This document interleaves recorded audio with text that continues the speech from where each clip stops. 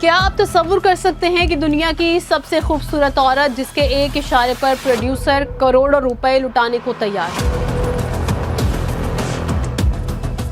जिसकी एक झलक देखने के लिए पाकिस्तान के साबिक वज़ीर आज़म जुल्फ़िकार अली भुट्टो मुंबई की सड़कों के चक्कर लगाया करते थे, वही मलका हुस्न महज 36 साल की उम्र में तड़प तड़प कर अकेली जान दे दी। लेकिन असल सस्पेंस ये नहीं कि वो कैसे मरी, बल्कि हैरानकुन राज तो ये है कि जिस कोर्ट रूम में उसकी मोहब्बत की नीलामी हुई वहाँ हकीकत में क्या हुआ था। आखिर तक देखिए, क्योंकि इस कहानी का वो हिस्सा ज़्यादातर लोग आज भी नहीं जानते। 14 फरवरी 1933 को दिल्ली के एक पठान खानदान में जन्म लेने वाली इस बच्ची का असल नाम मुमताज़ जहां बेगम दहलवी था। वालिद अताउल्लाह खानदान इंतहाई सख्त मिजाज और रिवायती बाप थे, जबकि वालिदा एक सादा और घरेलू खातून। जिंदगी में पहला बड़ा मोड़ उस वक्त आया जब वालिद की इंपीरियल टोबैको कंपनी से नौकरी छूट गई। घर के हालात इतने बिगड़ गए कि पूरा खानदान मुंबई मुंतकिल हो गया। लेकिन क्या बाप को मालूम था कि ये कम उम्र बेटी पूरे खानदान की किस्मत बदलने वाली है। मुंबई टॉकीज की मालिकन देविका रानी ने जब 8 साल मुमताज के चेहरे के तासुरात और खूबसूरती देखी तो वो दंग रह गई। 1942 में फिल्म बसंत से बतौर चाइल्ड आर्टिस्ट काम शुरू हुआ और वो अपने बड़े खानदान की अकलौती कफील बन गई। मगर 1944 में मुंबई के गोदी में होने वाले एक खौफनाक धमाके ने इनका घर तबाह कर दिया। वो सड़क पर आ गए और वापस दिल्ली जाना पड़ा, लेकिन किस्मत को कुछ और ही मंजूर था। देविका रानी ने खुसूसी डायरेक्टर भेजकर मुमताज़ को वापस बुलाया, लेकिन मुंबई की चमक दमक के पीछे ऐसा अंधेरा छुपा था जो मधुबाला का असल इम्तिहान बनने वाला था।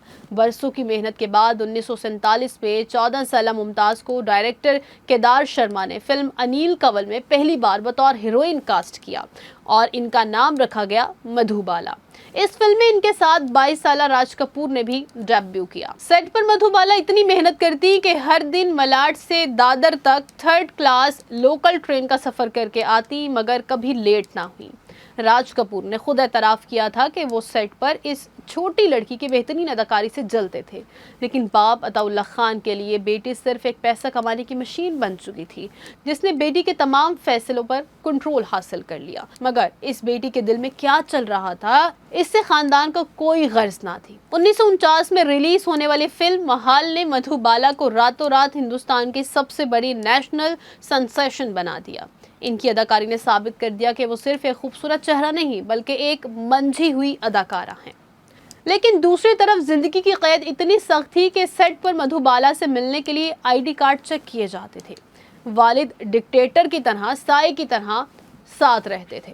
लेकिन इस सख्त पहरे के बावजूद 1951 में फिल्म तराना के सेट पर हॉलीवुड और बॉलीवुड को हिलाने वाला सबसे बड़ा रोमांस शुरू हुआ। मगर ये मोहब्बत किस मोड़ पर जाकर तबाह होने वाली थी, कोई नहीं जानता था। मधुबाला ने अपने पर्सनल हेयर ड्रेसर के हाथ दिलीप कुमार के मेकअप रूम में गुलाब का फूल और उर्दू में एक खत भेजा, जिसमें लिखा था कि अगर वो भी वही महसूस करते हैं तो फूल कबूल कर लें।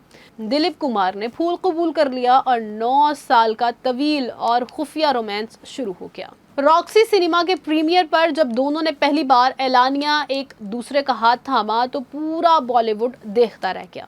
लेकिन जहां मोहब्बत थी वहां तारीख का सबसे बड़ा तनाज़ा जन्म लेने वाला था। मगर सस्पेंस ये है कि बाप की जिद ने इस प्रेम कहानी की बल्ली कैसे चढ़ाई। 1956 में B.R. चोपड़ा की फिल्म नया दौर की शूटिंग के दौरान जब मधुबाला के वालिद ने उन्हें भोपाल के आउटडोर शूट पर भेजने से साफ इनकार कर दिया तो B.R. चोपड़ा ने अदालत का दरवाजा खटखटा दिया। केस कोर्ट में चला गया। पूरा बॉलीवुड 2 धड़ों में तकसीम हो गया। अदालत में जब दिलीप कुमार गवाही के लिए कटहरे में खड़े हुए तो उन्होंने मधुबाला और इनके वालिद के खिलाफ B.R. चोपड़ा के हक में गवाही दे दी। अगरचे दिलीप कुमार ने कोर्ट में कहा कि मैं मधुबाला से मोहब्बत करता हूँ और जब तक वो सांस करता रहूंगा, लेकिन मधुबाला के लिए ये गवाही एक शदीद सदमा थी। उनकी बहन के मुताबिक मधुबाला की पहली मौत उसी कोर्ट रूम में हो गई थी। मगर यह कहानी यहाँ खत्म नहीं हुई। इसी अदालती जंग के फौरन बाद दुनिया की सबसे बड़ी फिल्म मुगल आजम की शूटिंग शुरू हुई। जिन 2 अदाकाराओं के दरमियान बातचीत बंद थी, जिन्होंने कोर्ट में एक दूसरे के खिलाफ जंग लड़ी थी, उन्हें दशीश महल में सलीम और अनारकली बनकर रोमांस करना था। सिनेमा की तारीख का सबसे हसीन मंजर, जिसमें दिलीप कुमार परिंदे के पर से मधुबाला के रुखसार को छूते हैं। वो मुकम्मल खामोशी और सख्त कशीदगी के माहौल में शूट हुआ था। सेट पर दोनों एक दूसरे से बात तक नहीं करते थे, लेकिन क्या आप जानते हैं कि इस शूटिंग के दौरान मधुबाला सिर्फ जज्बाती तौर पर नहीं बल्कि जिस्मानी तौर पर भी मर रही थी। मधुबाला के दिल में बचपन से ही सुराख था। शूटिंग के दौरान इनके मुंह से खून की उल्टियां आती थीं। लोहे की भारी जंजीरों और स्टूडियो की तपती हुई लाइट्स के नीचे डॉक्टर्स ने काम करने से मना किया था, मगर इन्होंने हिम्मत ना हारी। 1960 में जब मुगल आजम का शाहाना प्रीमियर मरहटा मंदिर मुंबई में हुआ और फिल्म का प्रिंट हाथी पर लाया गया, तो वह हीरोइन जिसने इस फिल्म के लिए अपना खून बहाया था, बीमारी के बायस बिस्तर से उठ भी ना सकी। यहाँ से कहानी ने ऐसा मोड़ लिया जिसका किसी ने तसव्वुर भी नहीं किया था। दिल टूटने के बाद 1960 में मधुबाला ने अदाकार और गुलूकार किशोर कुमार से शादी का अचानक फैसला कर लिया। कई लोगों ने इसे महज एक जज्बाती रद्देअमल करार दिया। किशोर कुमार इनकी बीमारी का बोझ ना संभाल सके और कुछ ही अरसे बाद दोनों अलग हो गए। जिंदगी के आखिरी दिनों में मधुबाला अपने मुंबई वाले बंगले अरबाइन विला में बिल्कुल अकेली रह गई। वक्त ऐसा आ गया था कि जिस्म से मुसलसल खून निकालना पड़ता था। वो हड्डियों का ढांचा बन चुकी थी और शीशा देखकर रोती थी कि अगर लोग मुझे इस हालत में देख लेंगे तो क्या कहेंगे। 23 फरवरी 1969 को अपने 36वें बर्थडे से महज चंद दिन पहले दुनिया की ये सबसे खूबसूरत तरीन मलका हुस्न अकेली तड़पते हुए इस दुनिया से रुखसत हो गई।